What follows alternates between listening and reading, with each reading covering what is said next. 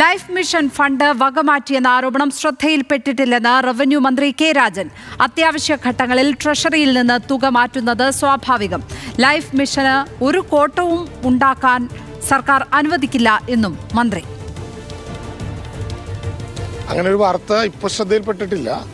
സാധാരണ നിലയിൽ ധനകാര്യ വകുപ്പ് ഏറ്റവും അനിവാര്യമായിട്ടുള്ള കാര്യങ്ങൾക്ക് അവരുടെ ആവശ്യമായ ഘട്ടത്തിൽ സാമ്പത്തികമായിട്ടുള്ള സംവിധാനങ്ങളെ മാറ്റി ചെലവഴിക്കാനും എടുക്കാനും അപ്രോപ്രിയേഷൻ നടത്താനുള്ള അധികാരമുണ്ട്.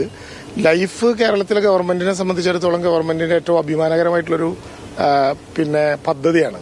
ലൈഫിന് കോട്ടം തട്ടുന്ന ഒന്നും കേരളത്തിലെ ഗവൺമെന്റിന്റെ ഭാഗത്തു നിന്ന് ഉണ്ടാവുകയേ ചെയ്യില്ല. അക്കാര്യത്തിൽ ഒരു പേടിയും കേരളത്തിൽ ആർക്കും വേണ്ട. തിരുവനന്തപുരത്ത് നിന്ന് അർജുൻ രാജാണ് ചേരുന്നത്. അർജുൻ, ഈ ഫണ്ട് വകമാറ്റലുമായി ബന്ധപ്പെട്ട് പുറത്തേക്ക് വരുന്ന വിവരങ്ങൾ എന്തൊക്കെയാണ്? റവന്യൂ മന്ത്രിയുടെ വിശദീകരണത്തിൽ നിന്ന് നമ്മൾ മനസ്സിലാക്കേണ്ടത് എന്താണ്?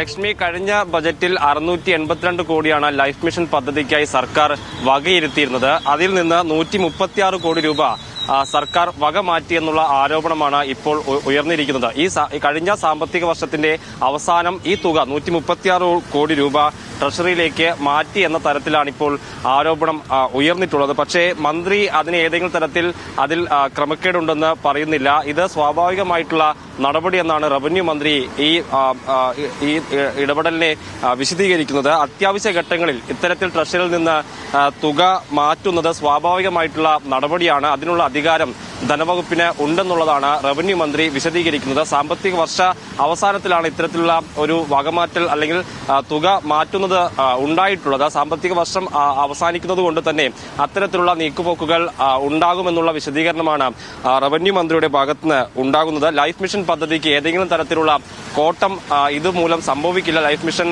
വഴിയുള്ള വീടുകളുടെ നിർമ്മാണം അതുപോലെ തന്നെ തുടരുമെന്നുള്ള വിശദീകരണം മന്ത്രിയുടെ ഭാഗത്തുനിന്ന് ഉണ്ട്. കഴിഞ്ഞ ദിവസവും ഈ ലോകബാങ്കിന്റെ വായ്പ സർക്കാർ വകമാറ്റി. അത് കാർഷിക മേഖലയുമായി ബന്ധപ്പെട്ട് നൽകേണ്ട തുകയായിരുന്നു. അത് നൽകിയിട്ടില്ലെന്ന തരത്തിൽ വാർത്തകൾ വന്നതിനെയും അന്ന് ധനമന്ത്രിയാണ് അതിനെ പ്രതിരോധിച്ചത്. അതിൽ നൽകിയിട്ടുള്ള അവർ നൽകിയ വിശദീകരണം അത് ഏതെങ്കിലും തരത്തിൽ വകമാറ്റുകയോ അത്തരത്തിൽ തുക ചെലവഴിക്കുകയോ ചെയ്തിട്ടില്ല. ആ തുക അത്തരത്തിൽ വകമാറ്റാൻ കഴിയുന്നതുമല്ല എന്നതായിരുന്നു അന്ന് ധനമന്ത്രിയുടെ വിശദീകരണം. ഇത് ഏതെങ്കിലും തരത്തിലുള്ള തെറ്റായ നടപടിയല്ല, സ്വാഭാവികമായിട്ടുള്ള നടപടിയെന്നാണ് സർക്കാർ വിശദീകരിക്കുന്നത്. ലക്ഷ്മി.